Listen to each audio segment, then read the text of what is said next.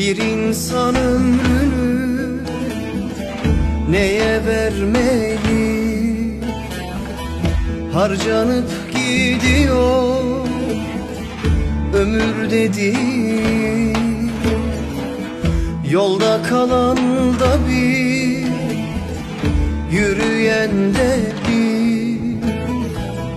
Harcanıp gidiyor ömür dediğin. Yolda kalan da bir, yürüyen de bir.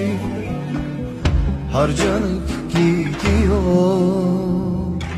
ömür dediğin.